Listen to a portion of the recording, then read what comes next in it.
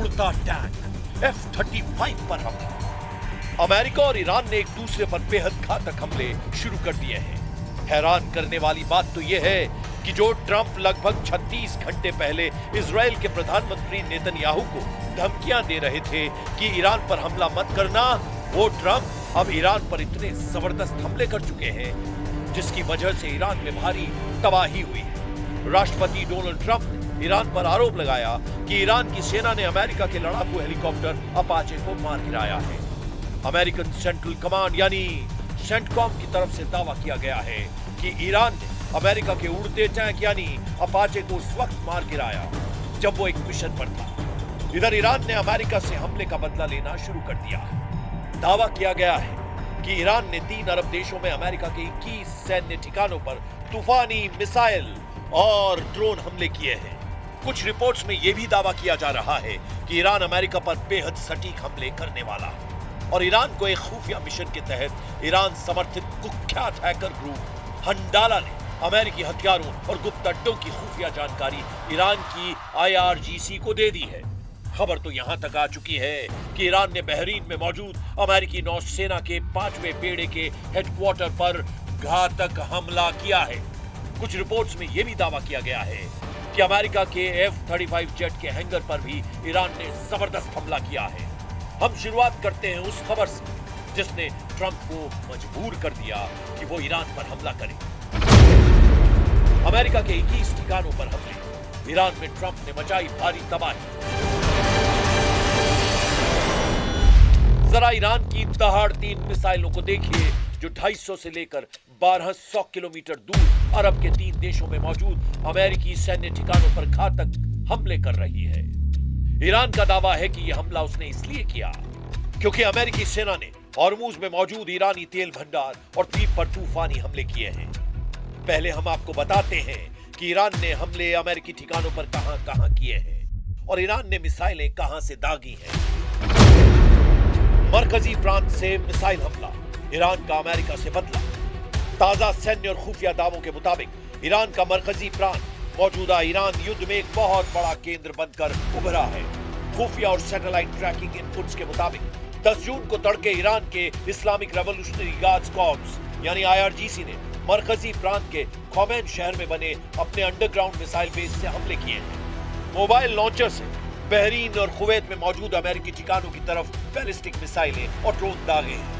Kuwait के रक्षा मंत्रालय और बहरीन डिफेंस फोर्स ने पुष्टि की है कि तड़के उनके एयर स्पेस में कई हवाई खतरे देखे गए जिन्हें उनके एयर डिफेंस सिस्टम ने इंटरसेप्ट किया।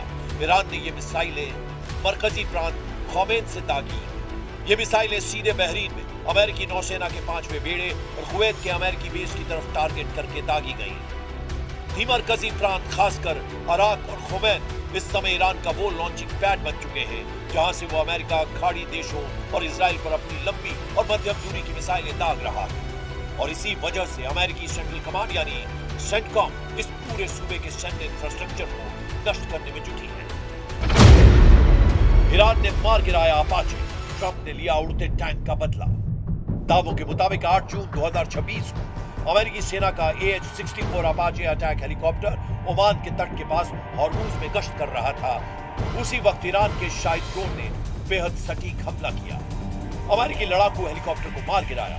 दावा किया जा रहा है कि ईरान ने अपाचे हेलीकॉप्टर को किसी पारंपरिक एंटी एयरक्राफ्ट मिसाइल से नहीं बल्कि ईरान के घातक शाइद सुसाइड ड्रोन से मार गिराया।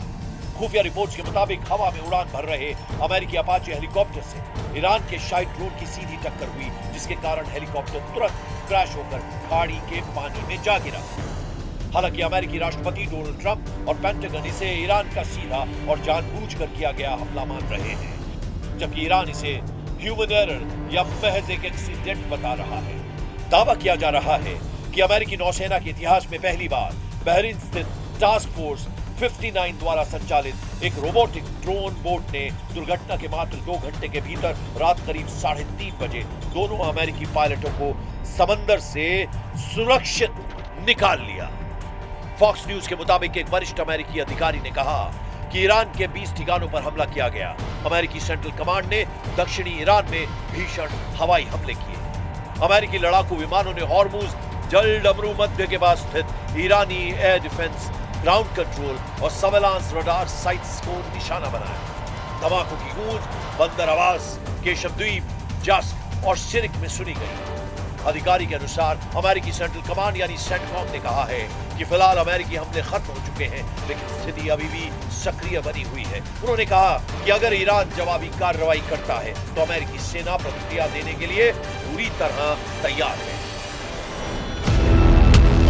खुफिया दावों के मुताबिक ईरान समर्थित कुख्यात हैकर ग्रुप हंडाला ने फारस की खाड़ी में मौजूद सभी अमेरिकी सैन्य ठिकानों की सटीक लाइव लोकेशन और कोऑर्डिनेट्स हैक करके IRGC को सौंप दिए हैं। हैकर्स ने चेतावनी दी है कि जल्दी ही इन कोऑर्डिनेट्स पर शाहिद 136 ड्रोनों का स्वागत करने के लिए तैयार रहे।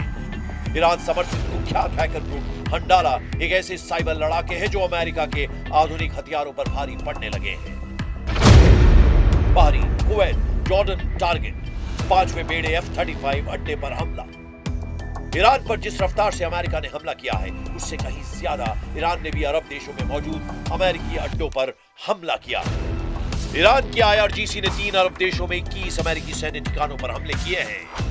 IRGC की नौसेना और मिसाइल यूनिट से बहरीन, कुवैत और जॉर्डन में अमेरिकी सैन्य ठिकानों पर ताबड़तोड़ हमले किए हैं।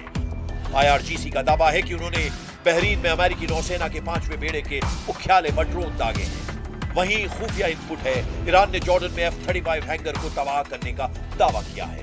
पेंटागन के सूत्रों के हवाले से खबर है कि ईरान की वायु रक्षा प्रणाली ने दक्षिणी ईरान के जैम इलाके के ऊपर उड़ान भर रहे एक अमेरिकी खुफिया ड्रोन MQ-9 रीपर को मार गिराया। IRGC ने आधिकारिक बयान जारी कर दावा किया है कि उनकी लंबी दूरी की बैलिस्टिक मिसाइलों ने जॉर्डन के अल अजराक एयरबेस पर स्थित F-35 लड़ाकू विमानों के हैंगर और एक मुख्य कमांड एंड कंट्रोल सेंटर को पूरी तरह नष्ट कर दिया है। हालांकि जॉर्डन की सेना ने कहा कि उन्होंने ईरान की तरफ से आ रही 5 मिसाइलों को हवा में ही इंटरसेप्ट कर लिया और उनका मलबा खाली इलाके में गिरा है। इसके अलावा ईरान ने खाड़ी देशों को सख्त चेतावनी दी है, जमीन दी तो अंजाम भुगतोगे। باید از این حالت نه جنگ نه صلح در بیاییم. جنگ قطعا به نفع کشور نی، اما اینجوری هم نی. اگر خواستن اونها نسبت به عزت ما، خاک ما و سرزمین ما تجاوز کنند، ما تسلیم خواهیم شد یا کوتاه خواهیم اومد. خواب یه چنین چیزی رو ببینن. این چیزی نیست که ما بخوایم کوتاه بیاییم. इधर ईरानी विदेश मंत्रालय ने एक बेहद आक्रामक बयान जारी कर अरब देशों को चेतावनी दी है। ईरान ने कहा है कि अगर किसी भी देश ने अमेरिका या इजराइल को अपने खिलाफ हमला करने के लिए अपनी जमीन, एयर स्पेस या फिर मिलिट्री फैसिलिटी का इस्तेमाल करने दिया तो ईरान उसे सीधे युद्ध में शामिल मानेगा और उन पर जवाबी हमला करेगा। هر کجا که لازم بدونند نیروهای مسلح ما با اقتدار، با قوت به دشمن جواب میدن. دیگه فکر میکنم نیازی به گفتن بنده نیست.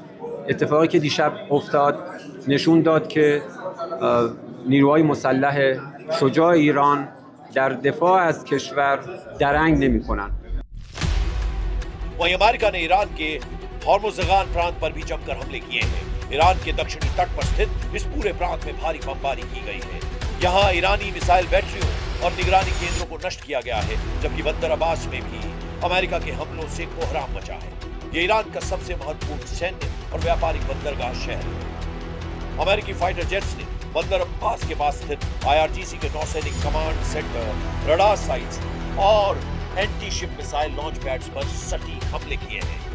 अब ऐसे हालात में देखना होगा कि अमेरिका और ईरान एक दूसरे पर नए हमले कहां करते हैं, क्योंकि ईरान अपने तेवरों और पलटवार से अमेरिका को सीधा संदेश देता है कि ईरान झुकने वाला नहीं है।